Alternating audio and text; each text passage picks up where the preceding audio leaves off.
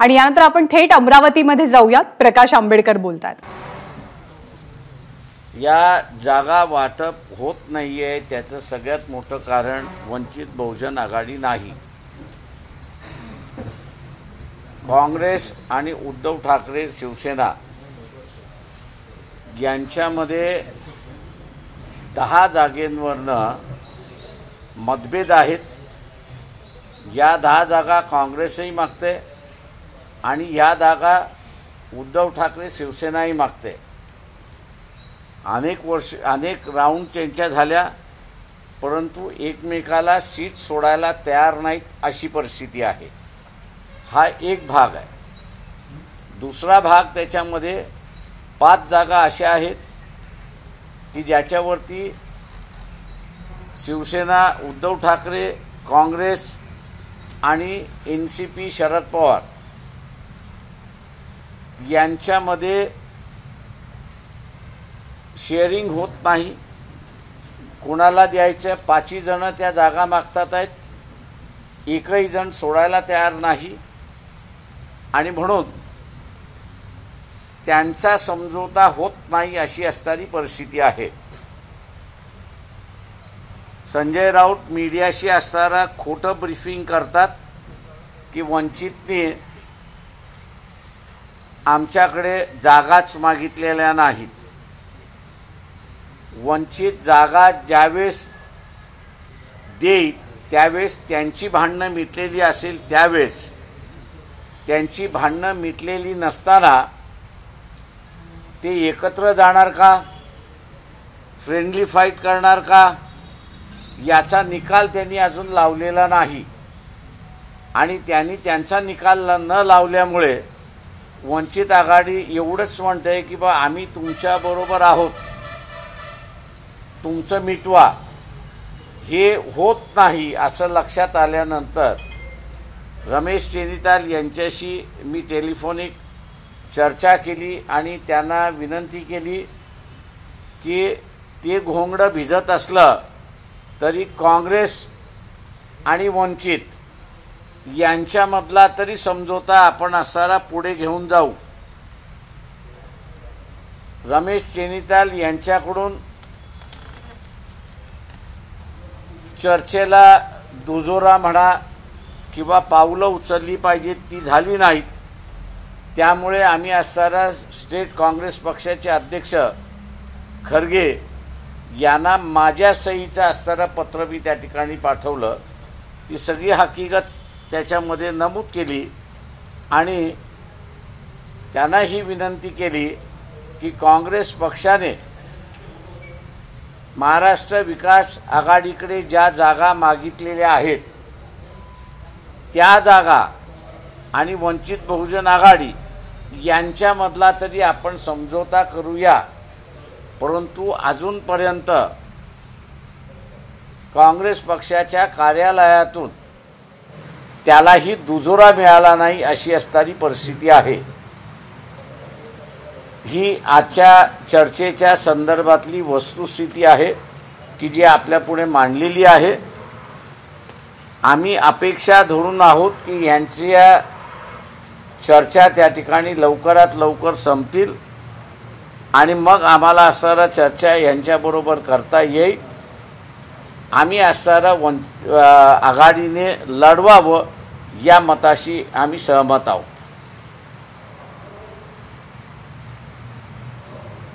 Sir, आज राहुल गांधी जे आहेत ते त्याची यात्रा भारत न्यास यात्रा महाराष्ट्राच्या दौऱ्यावर आहे.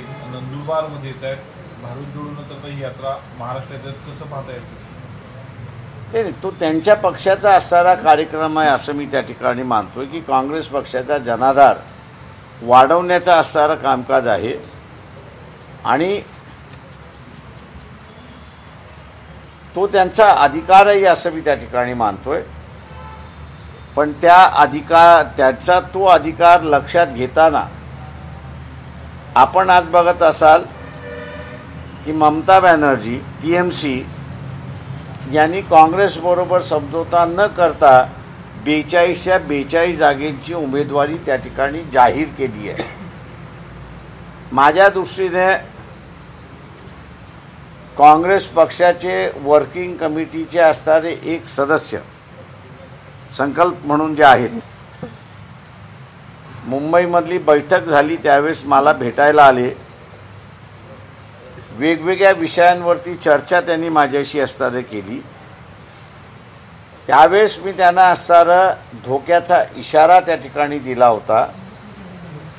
तो म्हणजे की राहुल गांधी मार्फत आपण पक्ष वाढवण्याच्या दृष्टिकोनातून कारवाई करताय आणि दुसऱ्या बाजूला काँग्रेस पक्षाचे अध्यक्ष खरगे यांच्यामार्फत आपण जे आहे ते एकत्र लढावं असा प्रयत्न आपला चाललेला आहे.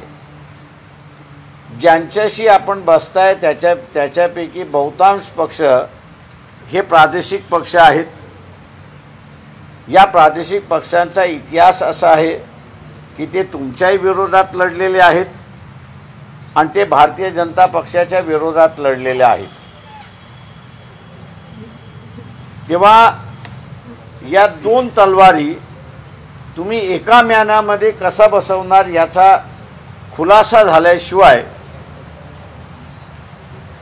हे जे प्रादेशिक पक्ष आहेत हे आपल्याबरोबर टिकतील का याच्याबद्दल मला असणारा शंका होत. त्याच्या दोन कॅज्युअल्टीज आपल्याला झालेल्या दिसतात आहेत. एक नितीश कुमार कि ज्यांनी लालू प्रसाद यादवला सांगितलं कि हमने आपसे पहले भी कहा था कि ये आपके साथ में बैठेंगे लेकिन ईमानदारी के साथ नहीं बैठेंगे आणि म्हणून त्यांनी सोडलं आणि पुन्हा तो बीजेपी बरोबर गेला अशी परिस्थिती. तीच गोष्ट आपण बघत असाल तर ममता बॅनर्जीने सुद्धा हे केलं आणि आता ममता बॅनर्जींनी 42च्या 42 जागा त्या ठिकाणी उभ्या केलेल्या आहेत. राहिली आता युती गुजरातमधली झालेली आहे, कर्नाटक दिल्लीमधली आप बरोबर झालेली आहे. ती टिकते का अशी असणारी परिस्थिती आहे. आणि दुसऱ्या बाजूस महाराष्ट्रामध्ये कशा रीतीने हे सगळं रोल अदा होतो हा त्याच्यातला भाग आहे असं मी त्या ठिकाणी मानतो. त्याच्यामुळे कुठेतरी काँग्रेस पक्षाला त्यांच्या प्रायोरिटीज ह्या ठरवाव्या लागतील. भारतीय जनता पक्षाचं सरकार केंद्रामधनं घालवणं हे त्यांची प्रायोरिटी आहे की आपला पक्ष वाढवणं हा त्यांची प्रायोरिटी आहे, याचा निर्णय त्यांनी घेतला पाहिजे असं मला वाटतं. सर फायनली महाविकास आघाडीमध्ये किती जागा अपेक्षित आहेत तुम्हाला? शेवटी ती एकत्र राहिले तरच माझा प्रश्न येतो ना. त्यांची जी भांडणं मिटली नाही तर काय, त्याच्यामुळे हा प्रश्नच उद्भवत नाही अशी असणारी परिस्थिती आहे. अमरावतीमध्ये स्थानिक वंचित बहुजन आघाडीने सुजात आंबेडकरांना अमरावतीमधून उमेदवारी द्यावी असा एक ठराव केलेला आहे. तो ठराव माझं म्हणणं असं आहे त्याच्यामध्ये जिल्ह्यांचा अधिकार आहे. ते जिल्ह्यांच्या अधिकारावरती मी काहीच कॉमेंट करणार नाही. सुजात आंबेडकरांना थँक्यू. निवडणुकीमध्ये आम्ही निवडणुकीच्या रिंगणात पाहणार आहोत का? त्याच्याबद्दलही नो कॉमेंट्स. सर युती जर झाली नाही तर वंचित बहुजन आघाडी सर्व 48 जागा सोबत लढवणार का? काय करायचं ते आम्ही धोरणात्मक निर्णय घेऊ. यांची युती झाली नाही तर धोरणात्मक निर्णय आम्ही काय घ्यायचा तो आम्ही घेऊ. महाविकास आघाडीकडून आनंदराव आंबेडकरांना पण अमरावतीमध्ये लोकसभा निवडणुकीचं प्लॅनिंग करतोय. मला महाविकास आघाडीच्या चर्चेमध्ये काँग्रेस पक्षाकडून असणारं जी नावं आली ती एक नाव वानखडेंचं आलेलं आहे आणि दुसरं नाव बोरकरांचं सुचवण्यात आलं होतं की आम्ही जर लढलो तर यांना असणारं उमेदवारी देईल. हे काँग्रेस पक्षाचे जे प्रतिनिधी होते त्यांनी ही बातमी त्या ठिकाणी दिली. आता ह्याच्या व्यतिरिक्त काँग्रेस पक्षाचे अजून कोणाशी संबंध आणि चर्चा चालू असेल याच्याशी त्यांनी आम्हाला काही माहिती शेअर केलेली नाही. 2014 मध्ये तुम्ही खासदार नवनीत राणांना पाठिंबा दिलेला होता, यावेळी काय? मी कोणालाही पाठिंबा दिलेला नाही. त्या सगळ्या ह्याच्यामध्ये नवनीत राणा हे बिगेस्ट फ्रॉड आहेत. मी जसं म्हणालो की त्यांचं आता जेलमध्ये जाण्याची तयारी त्यांनी केली पाहिजे, मानसिकता केली पाहिजे. त्या का केस आम्ही कोणी दाखल केलेली नाही. तर पालघरचे जे डेप्युटी कलेक्टर आहेत त्यांनी मुलुंड कोर्टामध्ये केस दाखल केलेली आहे की ह्यांनी जी कागदपत्र सगळी दिलेली आहेत ती सगळी फ्रॉड आहेत आणि 420 अनगव्हर्नमेंट फ्रॉडुलंट पेपर निर्माण करणं अशा रीतीचे चार्जेस त्यांच्यावरती लागलेले आहेत. 4-5 दिवसामध्ये सर्वोच्च न्यायालयाचा निकाल लागणार आहे. परंतु दुसरीकडे जर पाहिलं तर त्यांनी मेळघाटमध्ये प्रचार पण सुद्धा सुरू केलेला आहे नवनीकरांना. असे प्रचार करायला कोणालाही अधिकार आहे. उमेदवारी निश्चित आहे, भाजपच्या कमळावर आहे का अपक्ष व्हॅलिडिटी त्यांची फायनल होते की नाही हे निश्चित नाही. निकाल लागणार त्यांची आहे. व्हॅलिडिटी राहते की नाही हे निश्चित असे नाही. ती मात्र ते कॉन्फिडंटली जी काही व्हॅलिडिटी देण्यात आली होती ती रद्द करण्यात आलेली आहे. म्हणूनच असताना फ्रॉडुलंट पेपर्सची केस मुलुंड कोर्टामध्ये चाललेली आहे. तुम्ही स्वतः सर आनंदराव अडसूळ या संदर्भात 22 तारखेला जे आहे नवनीत राणेंनी मॅनेज केला असा गंभीर स्वरूपाचा आरोप केलेला होता. सुप्रीम कोर्टावर त्यांनी स्वतः ताशेरे सुद्धा ओढलेली होते की सुप्रीम कोर्ट नवनीत राणा दंपती मॅनेज करत आहे. नाही काय मला कळलं नाही. 22 तारखा जी आहेत ते नवनीत राणा आणि रवी राणांनी स्वतः मॅनेज केलेल्या होत्या. सुनावणी होऊ दिलेली नाही. कुठेतरी कोर्टाचा भाजपच्या समर्थनाचा असल्यामुळे कुठेतरी कोर्ट न्यायालयावर माझ्या अंदाजानं असे जे न्यायालय केंद्र शासनाला हे जे पॉलिटिकल बॉन्डवरती लेफ्ट अँड राईट घेऊ शकतं ते एका व्यक्तीसाठी मॅनेज होऊ शकतं हे म्हणणं मला वाटतं असणारं फारफेस्ट आहे. आणि ज्यांनी कोणी आरोप केलेले आहेत तो माझ्या अंदाजानं वेडा असला पाहिजे असं मी त्या ठिकाणी मानतो की एका व्यक्तीसाठी अख्खं सुप्रीम कोर्ट स्वतःला बदनाम करून घेईल त्याच्याबद्दल. थँक्यू.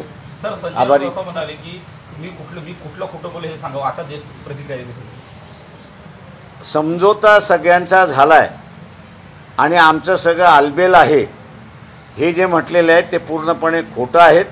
त्यांचं जर त्यांनी खोटं बोललं नसेल असं ते म्हणत असतील तर त्यांच्या ज्या 10 जागेंचा डिस्प्यूट जो आहे तो त्यांनी असताना संपलाय का आणि संपला असेल तर त्या 10 जागा कुठल्या पक्षाला घेतल्यात त्याचा असताना त्यांनी खुलासा करावा. आणि दुसरं 5 जागा ज्या NCP काँग्रेस आणि शिवसेना यांच्यामधल्या ज्या आहेत त्या 5 जागेंचं वाटप कसं झालंय याचा त्यांनी खुलासा करावा. असंही म्हणाले की 5 जागा प्रकाश आंबेडकरांनी द्यायला तयार आहे. महाविकास आघाडीबरोबर आम्ही असताना बसतोय, संजय राऊतांबरोबर आम्ही बसत नाही आहोत. थँक्यू. तर महाविकास आघाडीमध्ये अंतर्गत मतभेद आहेत. जोवर हे मतभेद दूर होणार नाहीत तोवर जागा वाटप असंच रखडलेलं राहील आणि संजय राऊत माध्यमांशी खरं बोलत नाहीत, खोटं बोलतात असा आरोप प्रकाश आंबेडकरांनी केला. आणि नवनीत राणा यांनी सुद्धा आता फ्रॉड प्रकरणामध्ये तुरुंगात जाण्याची तयारी करावी असं वक्तव्य ते करतात. एबीपी माझा, उघडा डोळे बघा नीट.